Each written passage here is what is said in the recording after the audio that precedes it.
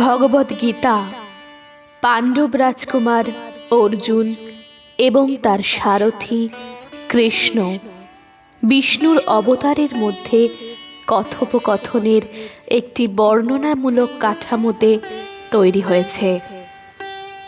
পাণ্ডব এবং কৌরবদের মধ্যে কুরুক্ষেত্র যুদ্ধের শুরুতে অর্জুন তাঁর আত্মীয়দের বিরুদ্ধে যুদ্ধে যে সহিংসতা এবং মৃত্যু ঘটবে তা ভেবে হতাশ হয়ে পড়েন এবং মানসিকভাবে দ্বিধাগ্রস্ত হয়ে পড়েন। তার যুদ্ধ ত্যাগ করা উচিত কিনা তা ভেবে অর্জুন কৃষ্ণের পরামর্শ চান, যার উত্তর এবং বক্তৃতা ভগবদ গীতা গঠন করে। কৃষ্ণ অর্জুনকে পরামর্শ দেন ধর্মকে সমুন্নত রাখার জন্য, তার ক্ষত্রিয় দায়িত্ব পালন করার জন্য।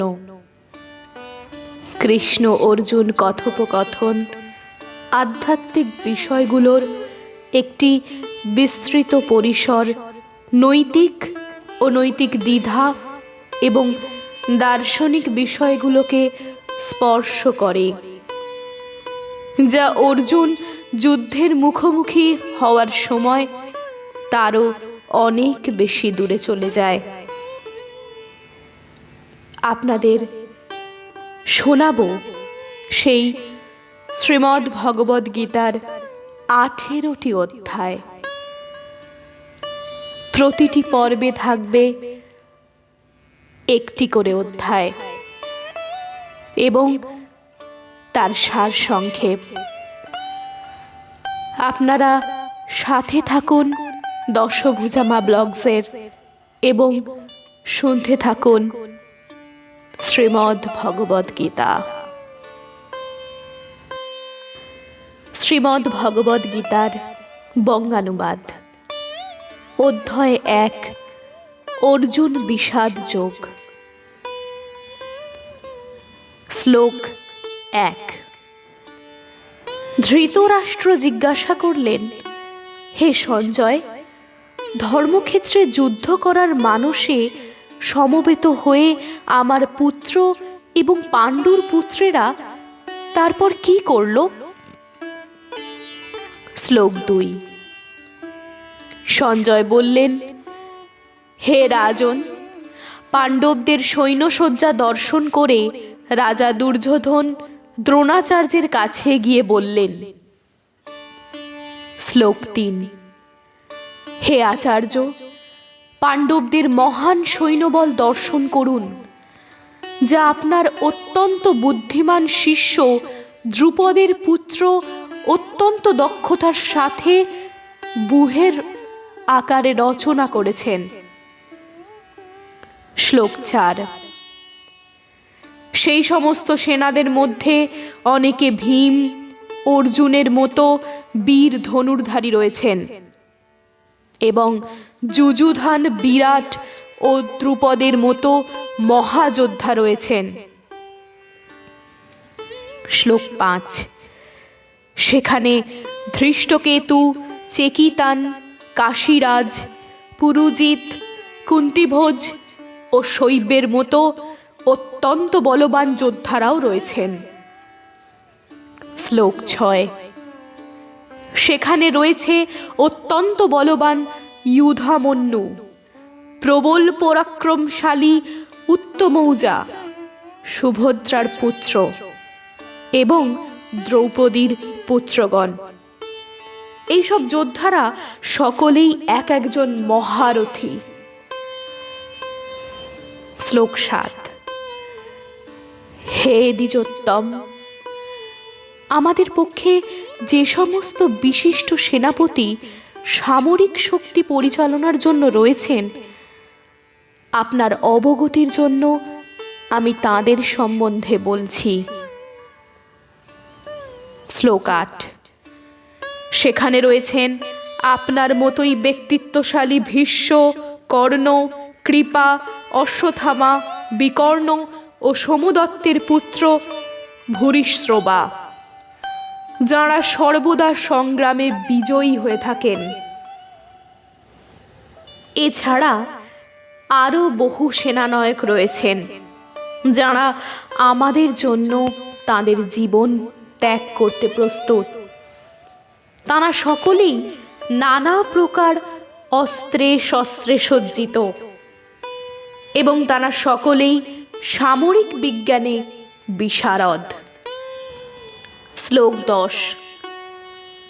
আমাদের সৈন্যবল অপরিমিত এবং আমরা পিতামহ ভীষ্মের দ্বারা পূর্ণরূপে সুরক্ষিত, কিন্তু ভীমের দ্বারা সতর্কভাবে সুরক্ষিত পাণ্ডবদের শক্তি সীমিত। শ্লোক 11। এখন আপনারা সকলে সেনাবুহের প্রবেশপথে নিজ নিজ গুরুত্বপূর্ণ স্থানে স্থিত হয়ে পিতামহ ভীষ্মকে সর্বতোভাবে সাহায্য প্রদান করুন। শ্লোক 12। তখন কুরুবংশের বৃদ্ধ পিতামহ ভীষ্ম দুর্যোধনের হর্ষ উৎপাদনের জন্য সিংহের গর্জনের মতো অতি উচ্চ নাদে তাঁর শঙ্খ বাজালেন। শ্লোক 13। তারপর শঙ্খ, ভেরি, পনব, আনক, ঢাক ও গোমুখ শিঙাসহ হঠাৎ একত্রে ধ্বনিত হয়ে এক তুমুল শব্দের সৃষ্টি হল। শ্লোক 14। অন্যদিকে শ্বেত অশ্বযুক্ত এক দিব্য রথে স্থিত শ্রীকৃষ্ণ ও অর্জুন উভয়ে তাঁদের দিব্য শঙ্খ বাজালেন। শ্লোক 15। তখন শ্রীকৃষ্ণ পাঞ্চজন্য নামক তাঁর শঙ্খ বাজালেন, অর্জুন বাজালেন তাঁর দেবদত্ত নামক শঙ্খ এবং বিপুল ভোজনপ্রিয় ও ভীমকর্মা ভীমসেন বাজালেন পৌণ্ড্র নামক তাঁর ভয়ঙ্কর শঙ্খ। শ্লোক 16। কুন্তিপুত্র মহারাজ যুধিষ্ঠির অনন্ত বিজয় নামক শঙ্খ বাজালেন এবং নকুল ও সহদেব বাজালেন সুঘোষ ও মণিপুষ্পক নামক শঙ্খ। শ্লোক 17 এবং 18। হে মহারাজ, তখন মহান ধনুর্ধর কাশীরাজ প্রবল যোদ্ধার শিখণ্ডী ধৃষ্টদ্যুম্ন বিরাট অপরাজিত সাত্যকী। হে মহারাজ, তখন মহান ধনুর্ধর কাশীরাজ প্রবল যোদ্ধা শিখণ্ডী ধৃষ্টদ্যুম্ন বিরাট অপরাজিত সাত্যকী, দ্রুপদ, দ্রৌপদীর পুত্রগণ, সুভদ্রার মহাবলবান পুত্র এবং অন্য সকলে তাঁদের নিজ নিজ পৃথক শঙ্খ বাজালেন। শ্লোক 19। শঙ্খ নিনাদের সেই প্রচণ্ড শব্দ আকাশ ও পৃথিবী প্রতিধ্বনিত করে ধৃতরাষ্ট্রের পুত্রদের হৃদয় বিদারিত করতে লাগল। শ্লোক 20। সেই সময় পাণ্ডুপুত্র অর্জুন হনুমান চিহ্নিত পতাকা শোভিত রথে অধিষ্ঠিত হয়ে তাঁর ধনুক তুলে নিয়ে স্বর নিক্ষেপ করলেন, প্রস্তুত হলেন। সেই সময় পাণ্ডুপুত্র অর্জুন হনুমান চিহ্নিত পতাকা শোভিত রথে অধিষ্ঠিত হয়ে তাঁর ধনুক তুলে স্বর নিক্ষেপ করতে প্রস্তুত হলেন। হে মহারাজ, ধৃতরাষ্ট্রের পুত্রদের সমরসজ্জায় বিন্যস্ত দেখে অর্জুন তখন শ্রীকৃষ্ণকে এই কথাগুলি বললেন। শ্লোক 21। অর্জুন বললেন, হে অচ্যুত, হে অচ্যুত, তুমি উভয় পক্ষের সৈন্যদের মাঝখানে আমার রথ স্থাপন করো, যাতে আমি দেখতে পারি যুদ্ধ করার অভিলাষী হয়ে কারা এখানে এসেছে, এবং এই মহাসংগ্রামে আমাদের কাদের সঙ্গে যুদ্ধ করতে হবে।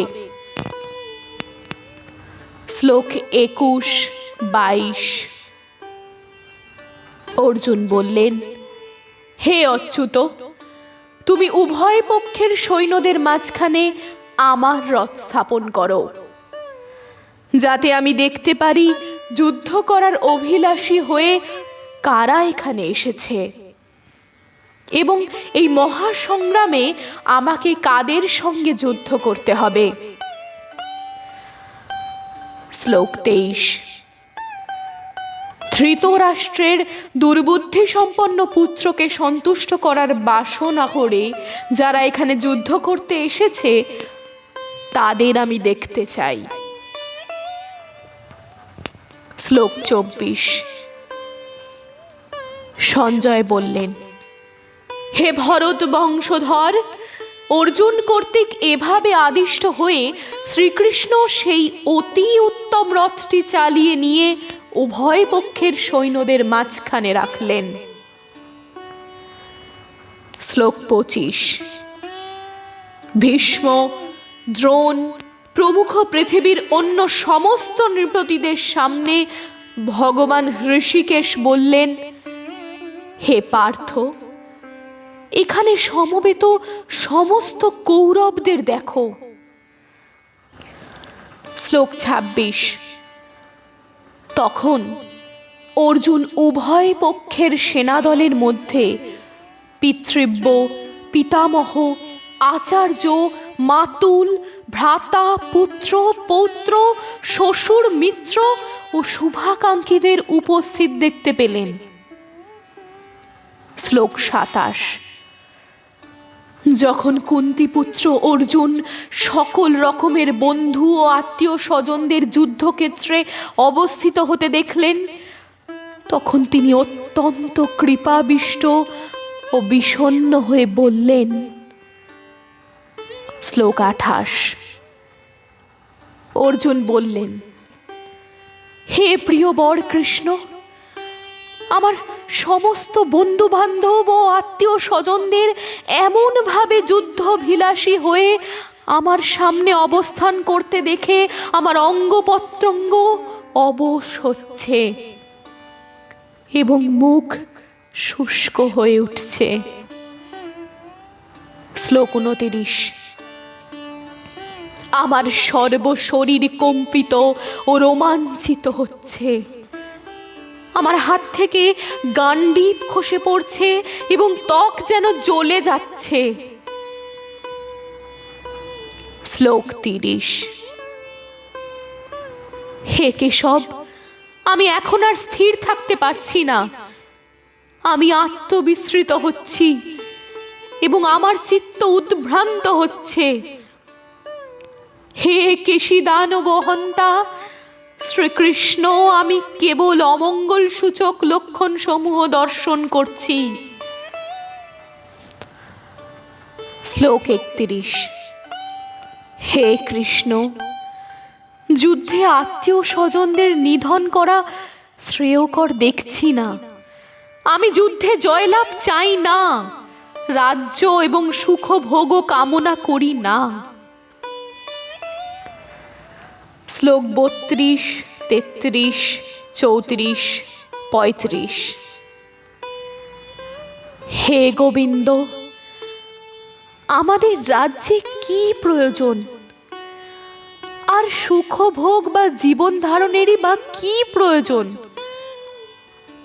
যখন দেখছি যাদের জন্য রাজ্য ও ভোগ সুখের কামনা তারা সকলেই এই রণক্ষেত্রে আজ উপস্থিত। হে মধুসূদন, যখন আচার্য, পিতৃব্য, পুত্র, পিতামহ, মাতুল, শ্বশুর, পৌত্র, শ্যালক ও আত্মীয় স্বজন সকলেই প্রাণ ও ধনাদির আশা পরিত্যাগ করে আমার সামনে যুদ্ধে উপস্থিত হয়েছেন, তখন তাঁরা আমাকে বধ করলেও আমি তাদের হত্যা করতে চাইব কেন? হে সমস্ত জীবের প্রতিপালক জনার্দন, পৃথিবীর তো কথাই নেই, এমনকি সমগ্র ত্রিভুবনের বিনিময়েও আমি যুদ্ধ করতে প্রস্তুত নই। ধৃতরাষ্ট্রের পুত্রদের নিধন করে কি সন্তোষ আমরা লাভ করতে পারব? শ্লোক ৩৬। এই ধরনের আততায়ীদের বধ করলে মহাপাপ আমাদের আচ্ছন্ন করবে। সুতরাং বন্ধু বান্ধব সহ ধৃতরাষ্ট্রের পুত্রদের সংহার করা আমাদের পক্ষে অবশ্যই উচিত হবে না। হে মাধব, লক্ষ্মীপতি শ্রীকৃষ্ণ, আত্মীয় স্বজনদের হত্যা করে আমাদের কি লাভ হবে? আর তা থেকে আমরা কেমন করে সুখী হব? শ্লোক ৩৭ এবং ৩৮। হে জনার্দন, যদিও এরা রাজ্য লোভে অভিভূত হয়ে কুলক্ষয় জনিত দোষ ও মিত্রদ্রোহ নিমিত্ত পাপ লক্ষ্য করছে না, কিন্তু আমরা কুলক্ষয় জনিত দোষ লক্ষ্য করেও এই পাপ কর্মে কেন প্রবৃত্ত হব? শ্লোক ৩৯। কুলক্ষয় হলে সনাতন কুলধর্ম বিনষ্ট হয় এবং তাহলে সমগ্র বংশ অধর্মে অভিভূত হয়। শ্লোক ৪০। হে কৃষ্ণ, কুল অধর্মের দ্বারা অভিভূত হলে কুলবধূগণ ব্যভিচারে প্রবৃত্ত হয় এবং হে বাষ্ণেয়, কুলশ্রীগণ অসৎ চরিত্রা হলে অবাঞ্ছিত প্রজাতি উৎপন্ন হয়। শ্লোক ৪১। বর্ণসংকর উৎপাদন বৃদ্ধি হলে কুল ও কুলঘাতকেরা নরকগামী হয়।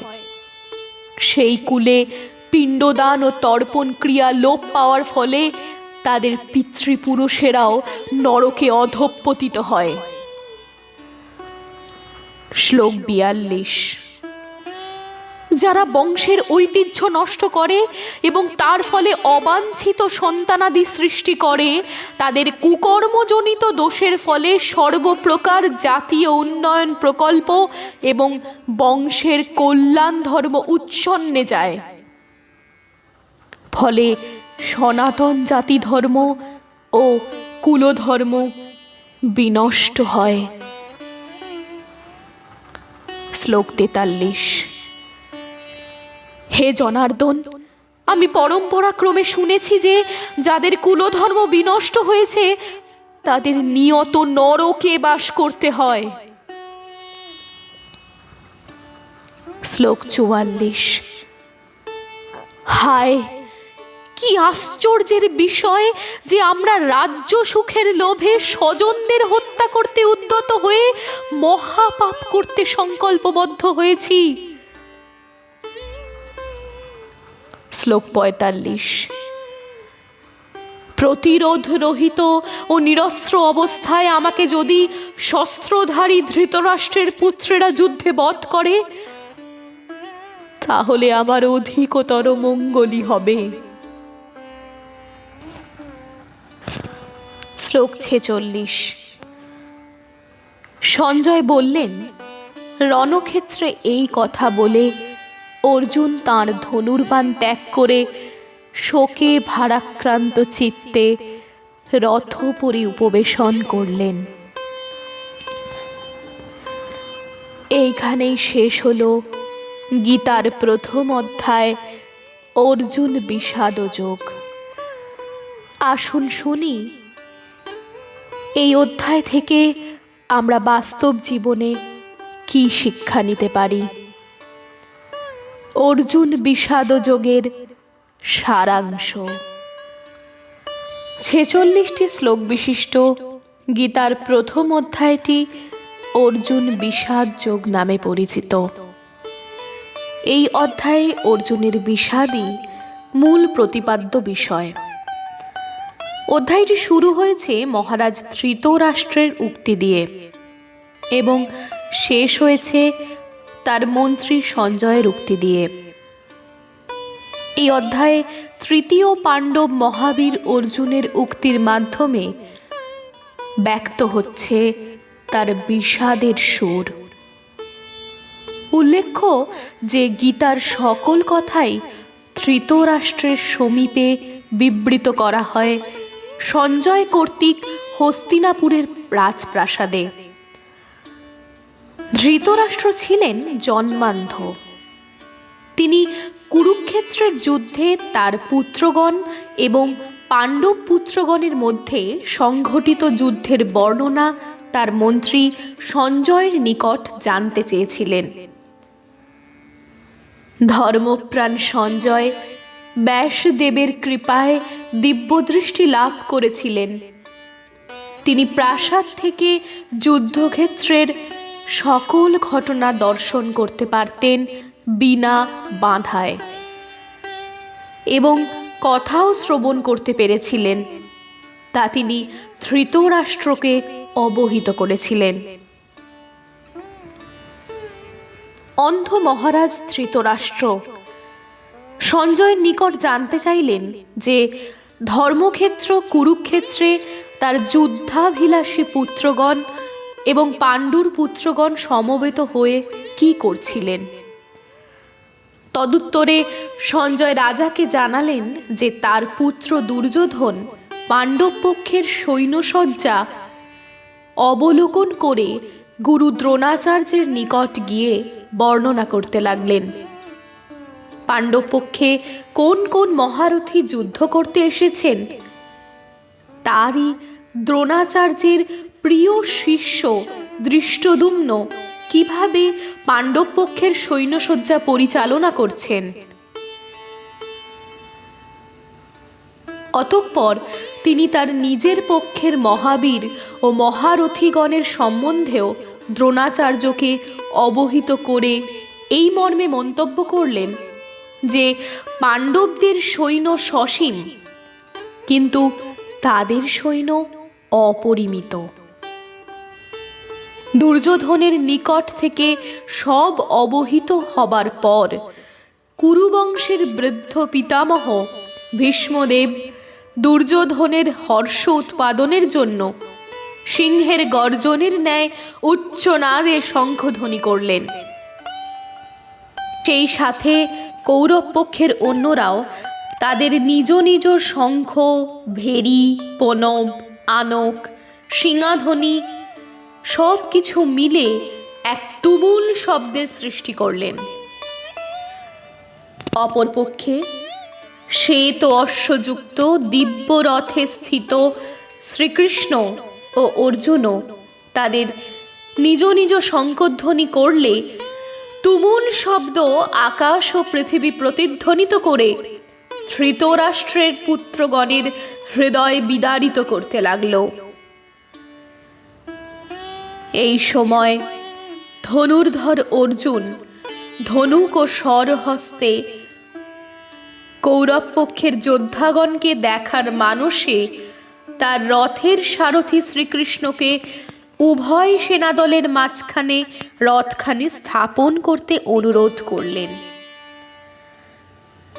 রথখানি যথাস্থানে স্থাপিত হলে অর্জুন লক্ষ্য করলেন তার সম্মুখে ভীষ্ম, দ্রোণ প্রমুখ গুরুজনেরা, সাথে মাতুল, ভ্রাতা, পুত্র, পৌত্র, শ্বশুর, মিত্র ও শুভাকাঙ্ক্ষীগণ উপস্থিত রয়েছেন।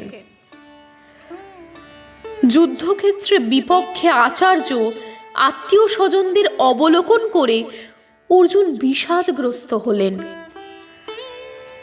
বিষাদিত অর্জুনের সর্বশরীর কম্পিত ও রোমাঞ্চিত হতে লাগল।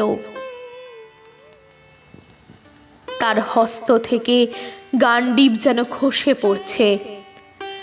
যুদ্ধের ধ্বংসাত্মক ও করুণ পরিণতির কথা ভেবে অস্থির অর্জুন শ্রীকৃষ্ণকে বললেন যে তিনি এ যুদ্ধ করবেন না, কারণ তিনি এতে কোনো মঙ্গল দেখছেন না। যুদ্ধের চরম অমঙ্গলের কারণ হিসাবে এ মর্মে যুক্তি উপস্থাপন করলেন যে যুদ্ধে গুরুজনকে হত্যা করে রাজ্য সুখ ভোগ করলে মহাপাপ তাদের আচ্ছন্ন করবে। তাছাড়া আত্মীয় স্বজনকে বধ করে রাজ্য লাভে কোনো সুখ ও শান্তি নেই, কারণ পুত্র পৌত্র ভ্রাতা আত্মীয় বধ করলে কুলক্ষয় হয়, কুলক্ষয়ে কুলধর্ম বিনষ্ট হয়, এবং তাহলে সমগ্র বংশ অধর্মে নিপাতিত হয়। কুল অধর্মে অভিভূত হলে কুলস্ত্রীগণ ব্যভিচারী হয়। তা থেকে বর্ণসংকর উৎপাদিত হলে কুলঘাতকেরা নরকগামী হয়। সে কুলে পিণ্ডদান ও তর্পণ প্রক্রিয়া লোপ পাওয়ায় পিতৃপুরুষেরাও নরকে অধঃপতিত হয়। এসব কথা উচ্চারণ করে অর্জুন অত্যন্ত বিষণ্ণ মনে শ্রীকৃষ্ণ সমীপে মন্তব্য করলেন, তাকে নিরস্ত্র অবস্থায় শস্ত্রধারী ধৃতরাষ্ট্রের পুত্রগণ যুদ্ধে বধ করলেও তার অধিকতর মঙ্গল হবে। এভাবে অর্জুন রণক্ষেত্রে ধনুর্বাণ ত্যাগ করত শোকা ভারাক্রান্ত চিত্তে রথপুরী উপবেশন করলেন। অর্জুনের ভেতর যে বিহবলতা, বিষণ্ণতা ও হৃদয় দৌর্বল্য সৃষ্টি করেছিল, তাই প্রকটিত হয়ে উঠেছে প্রথম অধ্যায় অর্জুন বিষাদ যোগে।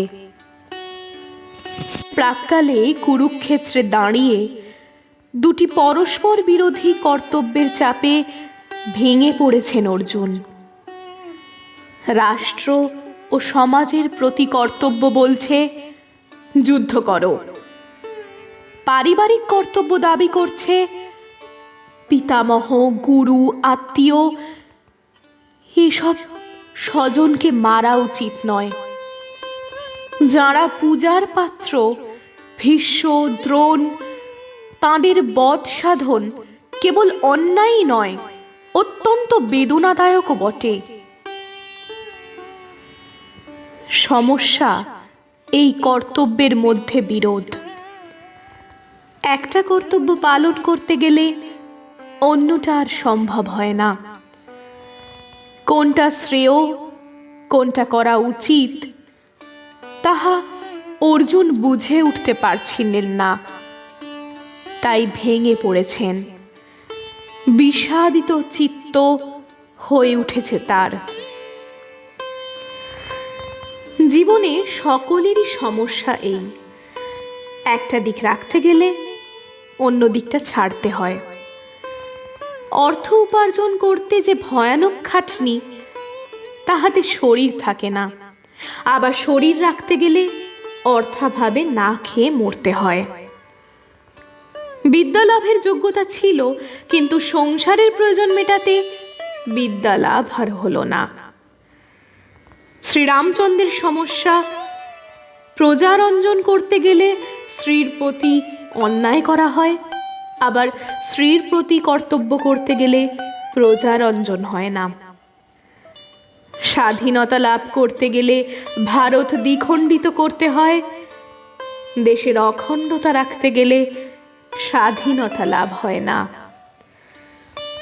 সর্বত্রই এই দ্বন্দ্ব। কিসে আমাদের কল্যাণ তা বুঝতে না পেরে জীবন হয় সমস্যা সংকুল ও বিষাদময়। অর্জুনের রথের সারথি ভগবান শ্রীকৃষ্ণ, আমাদের জীবন রথের সারথিও তিনি। তার বাণী সরাসরি আমরা শুনতে পাই না ঠিকই, তার কারণ সংসারের কোলাহলে আমরা বধির হয়ে থাকি। সকল মানবের প্রতিনিধি অর্জুন, আমাদের হয়ে শুনছেন সেই বাণী। শ্রীকৃষ্ণ দ্বৈপায়ন বেদব্যাসের কৃপায় কুরুক্ষেত্রের কোলাহলে সেই বাণী আজও হারিয়ে যায় নাই। শ্রীকৃষ্ণার্জুনের এই রোমাঞ্চকর অদ্ভুত সংবাদী শ্রীমদ্ ভগবত গীতা। দেখা হবে আপনাদের সাথে পরের অধ্যায়ে। সঙ্গে থাকুন দশভুজা মা ব্লগসের।